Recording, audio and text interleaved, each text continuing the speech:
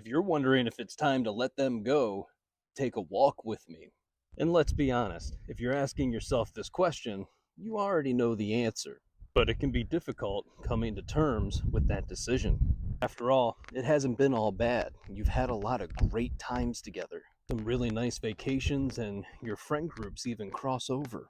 You might not be ready to give that all up yet, but there's a part of you that recognizes something's off, and you're just not sure what that is. And a lot of internet advice these days would be just get rid of them. Start over, find something new. You deserve better. You might even find yourself in a thought loop that ends with, if they wanted to, they would.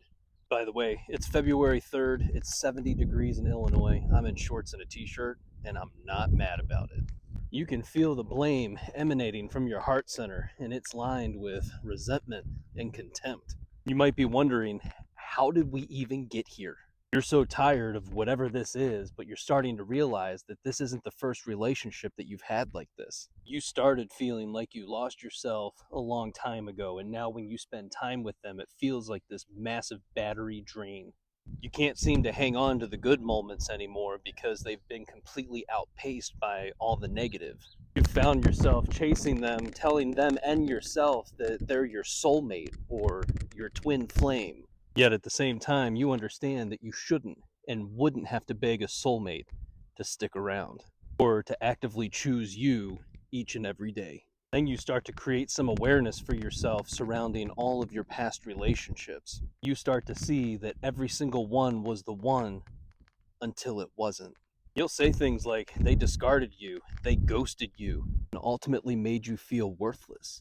You realize they don't give you much of their time, they're inconsistent and hot and cold. All of that sets off butterflies and what you call chemistry.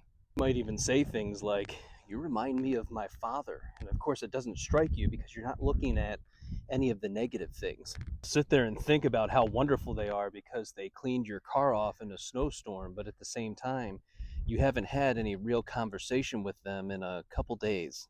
That push and pull is what you're used to. It's what's familiar. While you're always sitting there wanting to be seen, heard, and chosen. You may not ask them out loud, but you'll be thinking it. Why won't you let me love you? And then you become aware of your own inner dialogue and core beliefs. And you start to question the things that you tell yourself about yourself. I'm not good enough. I'm not smart enough. I'm not capable. I can't do that. Or I'm not lovable. You start to identify that this dark passenger has been riding along with you this entire time. And it's only when you started to question it that you started to realize that it's not even yours. It was never your burden to bear.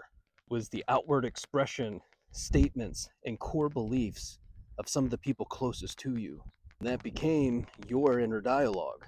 It's how you perceive yourself, the world, and your place in it. They left you to heal what they could never see for themselves. And it hits you, you've been chasing everyone and everything your entire life. And of course, whatever you chase has to run away from you. Silly wabbit. The problem is, and a part of you has always known this, that if you stop, then you would have to recognize how alone you've been your entire life.